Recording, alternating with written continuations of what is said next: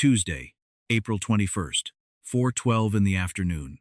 I know the minute because I was looking at the clock on the stove when Marisol put her hand on my arm and pulled me back into the hallway, and I remember thinking that the pot roast still had 40 minutes on it. That's the kind of thing your mind holds on to, not the important part, the pot roast. I had my keys in one hand and my reading glasses in the other, and in the next 6 minutes I was going to find out that the two people I had trusted longest in this world had spent most of a year building a very quiet, very legal-looking box to put me in. I'm going to walk you through exactly what was in that folder on my kitchen table, and I'm going to walk you through what I did about it, which took 11 days and did not involve me raising my voice one single time, not once, not even at the end when I had every reason on God's green earth to. Friend, if you're listening to this in your truck, or standing at your kitchen sink with a dish towel over your shoulder, or lying awake at 2 in the morning because sleep doesn't come as easy as it used to at our age, do me a favor and tell me down in the comments where you're listening from tonight. I read them. I read every one. And if you believe that the people who show up for you quietly ought to come out ahead of the people who smile at you and lie, go ahead and tap that like button before we get started. Because this story doesn't work unless you believe that. But I have to take you backward first. About 4 years backward. Because you won't understand why a woman's hand on my arm in a hallway saved everything I own unless you understand who that woman was. My name is Ray Whitlock. I'm 63 years old. I own Whitlock Fixture and Supply, out of Chattanooga, Tennessee plumbing and HVAC parts. 3 branches, one on Amnicola, one out toward Cleveland, one across the state line in Fort Oglethorpe. It's not a glamorous business. Nobody's making a movie about pipe fittings. But it put my son through school. It kept 41 people employed through 2009 when a lot of outfits our size folded up, and it paid for my mother's care when the time came. My mother's name is Eleanor Whitlock. She's 86. In February of 2022, she had a stroke in her own bathroom on Hickson Pike, and she laid on that tile floor for close to an hour before anyone found her. She came back from it about 70%. Her right hand doesn't do what she tells it. Her words come out in a different order than she means them sometimes, and she knows it, and that humiliates her more than the wheelchair ever did. That March, we hired a home health aide named Marisol Quintero. She was 37 then. She's 41 now. She came to us through an agency, and I'll be honest with you, friend, I expected her to last 4 months. They usually did. Mama ran off 2 aides before her, one in 9 days. Marisol has been with us 4 years. She wasn't just somebody who took blood pressure and warmed up soup. She was the one who figured out that my mother wasn't refusing her afternoon medication out of stubbornness. She was refusing it because she couldn't work the child-proof cap with her left hand, and she was too proud to ask. So Marisol bought a blue ceramic pill organizer at the drugstore on Brainerd Road. 7 little compartments with lids that lift with one finger. And she filled it every Sunday afternoon at the kitchen table. And every Sunday, when she was done, she'd set that organizer down on the windowsill above the sink and turn it so that Monday faced the glass. Every single week. Same direction. I asked her about it once, maybe 2 years in, and she looked at me like I'd asked why water was wet. And she said, "So she can see where the week starts, Mr. Whitlock. She likes to know where the week starts. Nobody told her to do that. There's no line item on an agency invoice for that." She was the one who noticed my mother's ankles swelling 3 days before the cardiologist did. She was the one who kept a spiral memo book in her bag with every appointment, every dose change, every doctor's name, written in her own handwriting because she didn't trust the phone. She drove to Nashville with us for the neurology follow-ups, 2 hours each way, and never once put in for the mileage, even though I told her to. Now let me tell you my own flaw, and I'm going to say it flat out because I'm too old to dress it up. I sign things. That's it. That's the whole confession. Somebody I love puts a stack of paper in front of me and says, "This is the insurance renewal," or "This is the thing for the accountant," and I click the pen and I sign, because the alternative is standing in my own kitchen, implying that my wife of 33 years is a liar. I never read the middle pages. I trusted the way most men my age trust. I trusted the way you trust the floor, to be there when you swing your legs out of bed in the morning, automatically, without checking. My wife is Dana, 57. We got married in 1993 at Signal Mountain Presbyterian, and she wore her mother's dress, and I cried, and my little brother Curtis stood up beside me as best man and gave a toast about how a Whitlock man doesn't say much, but he shows up. Curtis is 54. He's been the chief financial officer of my company since 2011. My own brother, handling my books. I gave him that job when his construction outfit went under, and he was 2 months behind on his mortgage, and I never once made him feel like it was charity. And he never once thanked me for it either, and I told myself that was just how brothers are. Our son is Wade, 27. He's a paramedic out of Cleveland, Tennessee. Works 24s on a truck and comes home smelling like the inside of a hospital. Best thing I ever did, that kid. All right, now we're caught up. Now I can tell you about the hallway. On Tuesday, April 7th, 2 weeks before all this, I drove my mother and Marisol to Vanderbilt in Nashville for a neurology follow-up. Left the house at 6:15 in the morning, parked in the garage on Medical Center Drive. I've still got the receipt in my glove box, and I want you to remember that receipt, friend, because it turned out to be the single most valuable piece of paper I have ever owned in my life. 2 weeks later, Tuesday, the 21st, I came home from the Fort Oglethorpe branch around 4. Dana had told me that morning there was going to be a family meeting about Mama's care, that the trust needed some paperwork updated, that Curtis had talked to somebody about it, that it was all routine, but I needed to be there to sign. Routine. I didn't think about it twice. I came in through the carport door, and Marisol was standing in the back hallway by the linen closet, and she stepped in front of me. She never touched me in 4 years. Not once. Professional woman. And she put her hand flat on my forearm and she said, "Quiet. Mr. Whitlock, don't sign anything they hand you today. Not one page. Not even the little one." I asked her what she was talking about. She wouldn't tell me. She just looked down the hall toward the kitchen, and I could hear Dana laughing at something, and Marisol said, "Not here. Go somewhere by yourself and call me in 20 minutes. And then she picked up a stack of towels off the shelf like nothing had happened and walked the other way. Her voice had a crack in the middle of it. I'd heard that woman deliver news about my mother's brain scan without her voice moving 1 inch. And here she was, shaking, over a stack of paper. So I did something I have never done in that house. I lied. I walked into my own kitchen, where my wife and my brother were sitting at my table with a folder open between them, and I said the Fort Oglethorpe store had a delivery problem, and I had to run back, and I'd be an hour. And Dana said, and I watched her face when she said it, "Well, don't be too long, hun. It's just signatures." I got as far as the Hardee's parking lot on Hickson Pike before I pulled over. I called Marisol. She picked up on the first ring, like she'd been holding the phone in her hand the whole time, which I found out later she had been. She said, "There's a letter in that folder from a doctor. It says you were examined on April 7th and that you have significant cognitive impairment. It says you shouldn't be making financial decisions." I sat there in that parking lot and I laughed.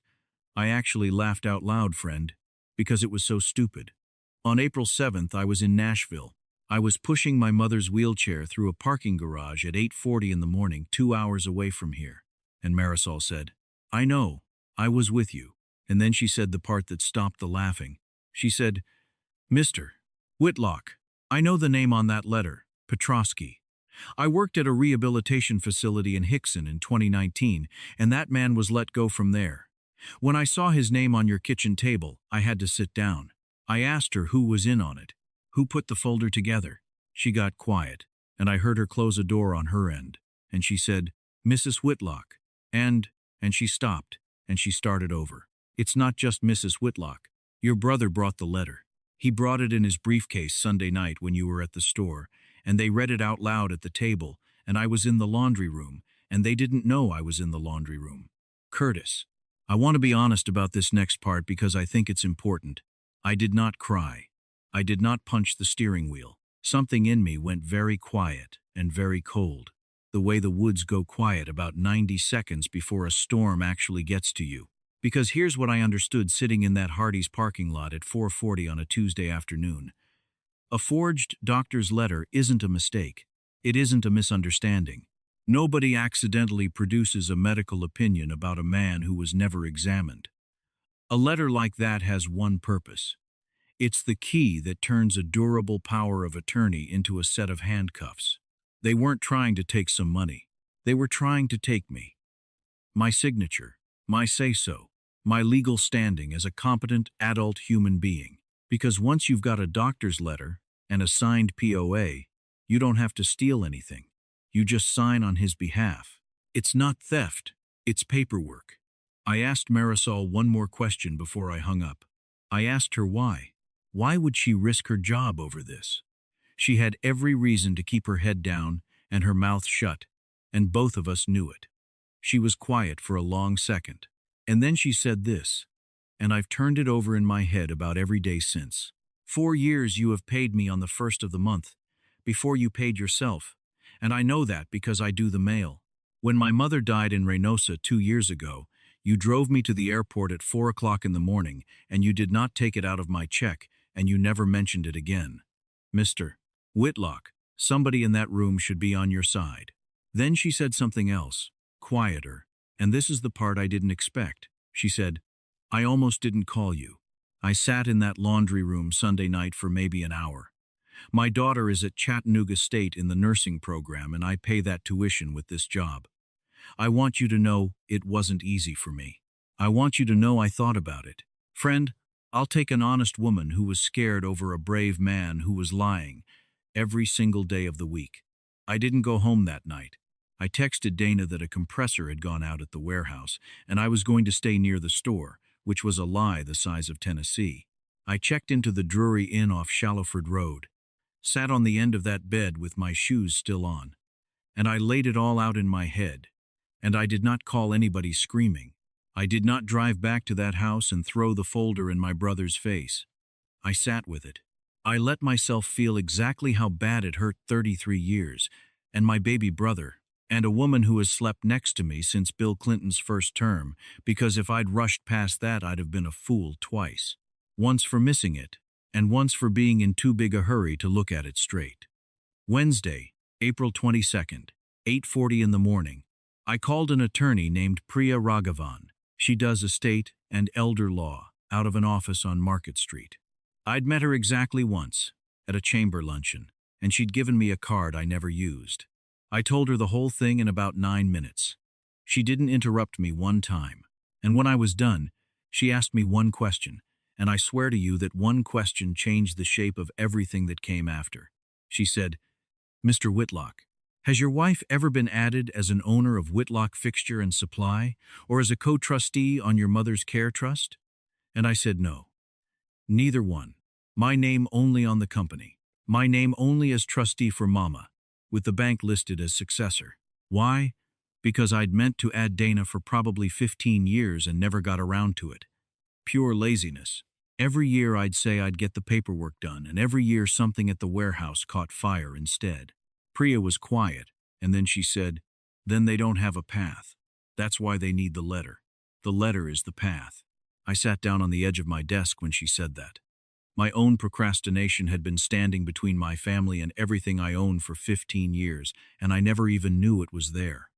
I didn't feel proud of that. I felt sick, because it meant this wasn't a marriage going bad. This was a plan. Somebody had gone out and found a physician willing to put his name on a lie about a man he'd never met. And that takes weeks. That takes phone calls. That takes somebody driving somewhere with an envelope. Then Priya said something I didn't expect, and it mattered a great deal to how this ended. She said, Mr. Whitlock, I want to be clear with you about something up front. If what you're describing is accurate, that letter is a felony in this state. It's forgery. And depending on how it was obtained, it's conspiracy. And as an officer of the court, if I confirm a physician's signature has been misused, I have obligations to the Board of Medical Examiners. That isn't a threat. That's just what's going to happen, and I'd rather you hear it from me now than be surprised by it later. I told her I understood. And I'll be straight with you. Friend, a piece of me wanted to ask her if there was a way to keep it in the family. Curtis is my brother. Our daddy died in 1998, and I was the one who put my hand on that boy's shoulder at the funeral. But I thought about that doctor's signature. And I thought about the fact that if a man will sell a false opinion about my brain, he'll sell one about somebody else's mother next month. And that person might not have a Marisol standing in their hallway. So I said, do what you have to do. Then I did 11 days of the hardest acting of my life. I went home Thursday morning. I kissed my wife on the cheek. I told her the family meeting would have to wait because our commercial insurance renewal was blowing up. I sat across from my brother at a conference table on Friday and reviewed accounts payable with him and asked him about his boys' baseball season. And I never let on. Not with a look. Not with a word. I want to tell you what that's like at 63, because I don't think people talk about it. It isn't rage. Rage is easy. It's the little things. It's watching your wife turn her phone face down on the counter when you walk in, and realizing she's been doing that for probably 8 months, and you'd trained yourself not to see it. It's remembering that Curtis started asking about Mama's trust balance back in the fall, and how he did it casually, over ribs, at Sugar's on Broad, and how you told him the number because he's your brother, and why on earth wouldn't you? That's the part that ages you. Not the betrayal. The archaeology. Priya worked fast and quiet, and Marisol worked quieter. Day 3, Friday the 24th. Priya's paralegal ran the notary seal that appeared on the durable power of attorney draft. That commission had been revoked in Hamilton County in November for improper acknowledgments. Revoked, 5 months before the date stamped on my paperwork. Day 6, Monday the 27th. Priya pulled what she could on the Care Trust disbursements. There was a checking account at a credit union in Ooltewah, opened 7 months earlier, under the name Dana Corcoran, my wife's maiden name, and there were 3 transfers sitting in it, $4,200 each. Not enough to notice on a care trust that size. Just enough, Priya said, to establish a pattern of activity so that when the big transfer came, it would look like an account that had been operating normally for the better part of a year. $4,200, 3 times, out of the money set aside to keep my mother comfortable until she dies. That's the one that got me. That's the one I had to pull the truck over for. Day 7, Marisol photographed the whole folder on her lunch break with her own phone, standing at my kitchen counter with her hands shaking, and she sent me 31 images.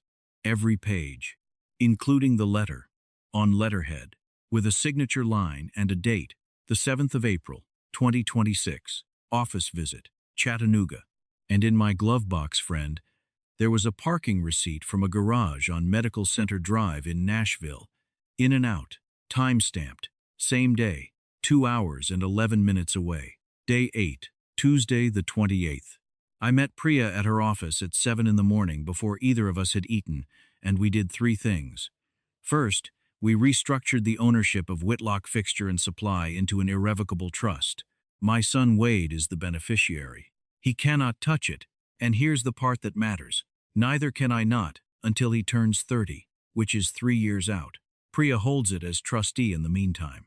Now, some of you are already yelling at your phone, and I understand why, so let me say it the way Priya said it to me, because she had to say it twice before it went through my thick skull. She said, "Ray, the whole point of this structure is that it can't be signed away by a man under pressure. If they get to you again with a letter, with a lawyer, with a doctor, with a bad week, there's nothing for you to sign. The keys aren't in your pocket anymore. That's not me taking something from you. That's me making sure nobody else can." That's when I understood it. A lock only works if it locks you out too.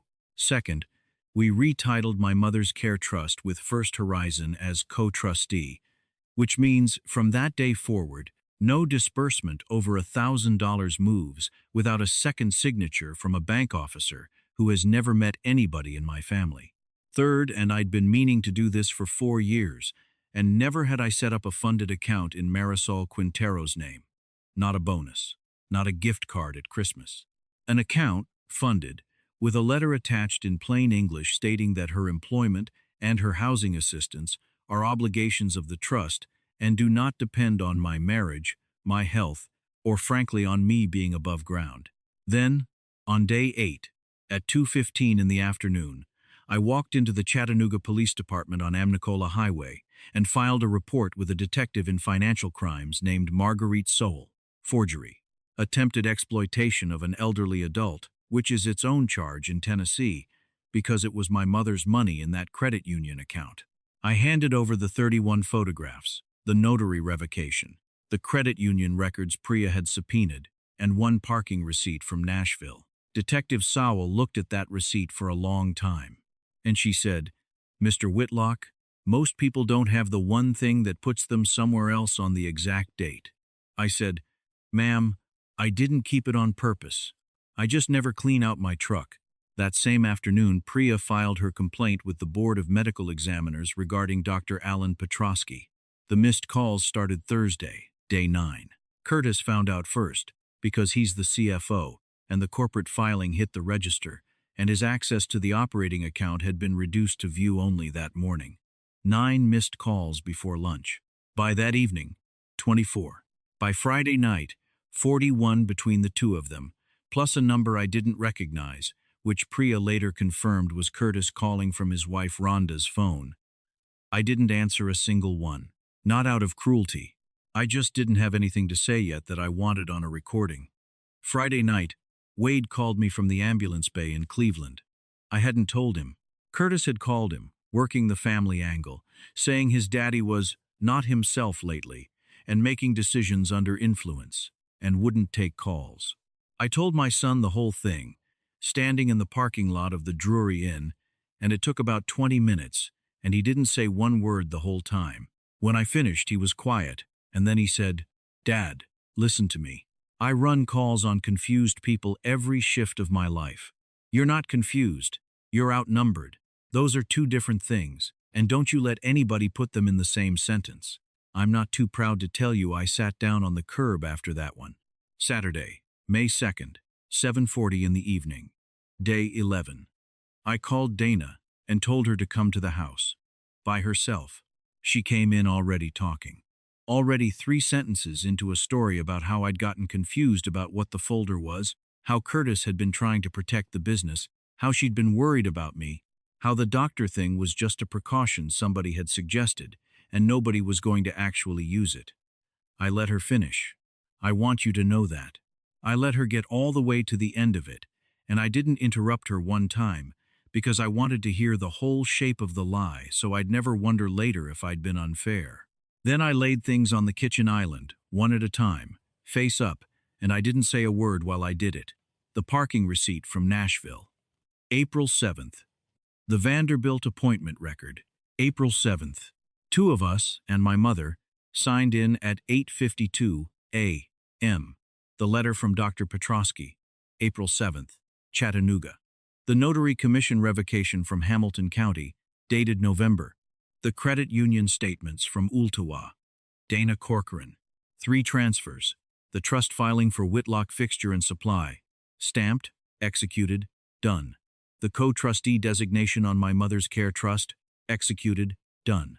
And last, the case number from Detective Sowell. She got about 4 items in before she stopped reading, and her face did something I had never seen it do in 33 years. It wasn't anger. It wasn't even fear. Exactly. Have you ever watched a windshield take a rock? There's that half second where it's still one solid piece of glass, and then without any sound at all it becomes a map of cracks, still holding its shape, but you know it's not a windshield anymore. That's what her face did. She said, "You had no right." And I said, and this is the only sentence I raised my voice for, and I didn't even really raise it. I just let it land, "Dana. It's my name on every one of these. It always was. That's the whole reason you needed the letter." She asked if there was any way back. I told her the truth, which is the only thing I had left to give her. I said I wasn't interested in punishing her for the rest of her life. I said I hoped she'd be all right. But I also wasn't going to stand in my own kitchen and pretend that the last 11 days hadn't happened, or the 8 months before that. The house on Signal Mountain goes on the market. The company is somewhere neither she nor my brother can reach with a pen or a doctor or a judge. My mother's money has a bank officer standing in front of it, and whatever the 2 of them decided to do next, they'd be doing it with their own money, in their own names. She left that night with 2 suitcases, and she went to her sister's in Murfreesboro. Now, here's the part I know some of you have been waiting on, because I read the comments on stories like this, and I know how you feel about Mercy. I did not drop the charges. Curtis was arrested on a Tuesday in June. Forgery and conspiracy, plus the exploitation count because Mama's trust was the target. His attorney is working on a plea. Dr. Alan Petrosky surrendered his Tennessee license in September rather than face the board. You can look that up. It's public record. That's how those things work. Dana has not been charged as of the day I'm recording this, and I don't know if she will be. That's not my call anymore. I handed it to people whose job it is, which is exactly what I should have done, and what I'd tell any one of you to do. But I'll tell you where I did land soft, and I don't apologize for it. My brother's wife Rhonda didn't know. Detective Sowell is satisfied of that, and so am I.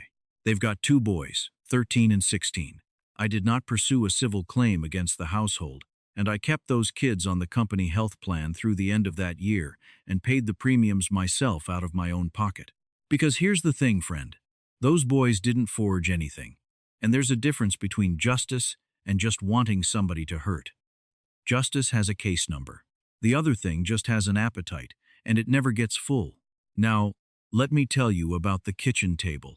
3 days after Dana left, I asked Marisol to sit down, and she didn't want to, because in 4 years that woman had never once sat down in that kitchen unless she was filling a pill organizer.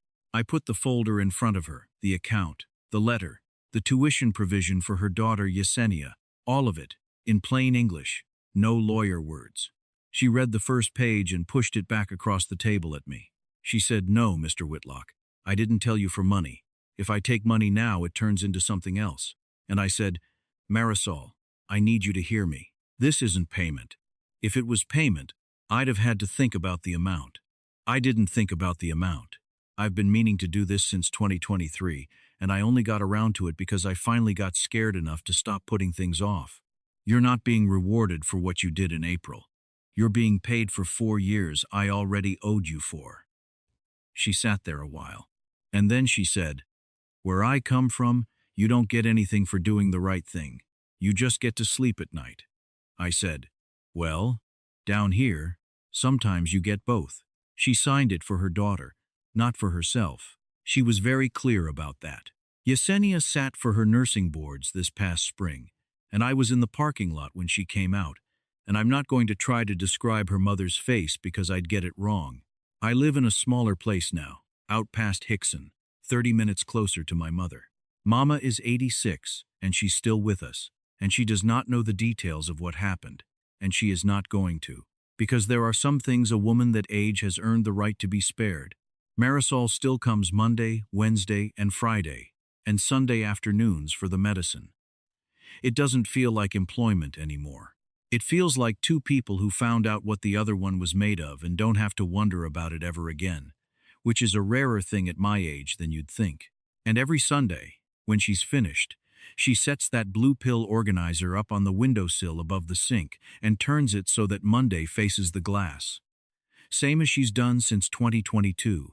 And every single time I see it sitting there catching the afternoon light, I think about a woman standing in my back hallway with a stack of towels in her arms, scared for her own job, who put her hand on my arm anyway. I'm not going to sit here and tell you I've forgiven everybody. I haven't, and I'm not in a hurry to. My brother and I don't speak. I don't know if we ever will, but I stopped needing anything from either one of them to feel like my life belonged to me again, and I can tell you the exact moment that happened. It wasn't the day the police report got filed. It wasn't the night Dana walked out with her suitcases.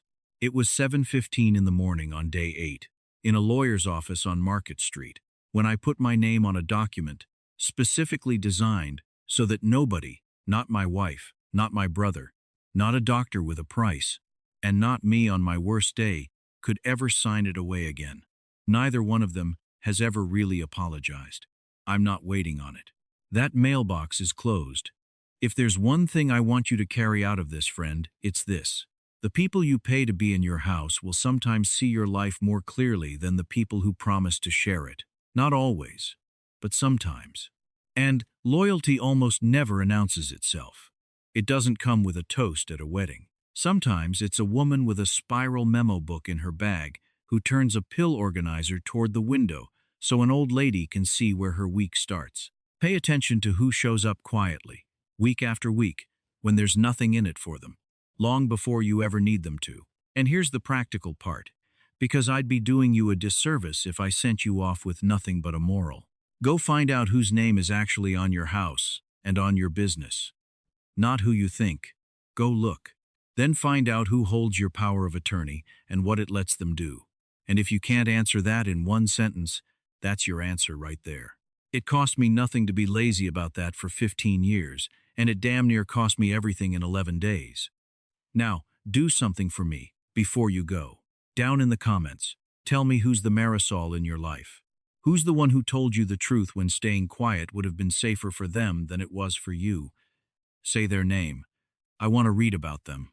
Some of them are still out there working, and some of them are gone. And either way, somebody ought to say their name out loud tonight. And if this one meant something to you, go on and subscribe, and I'll see you here again.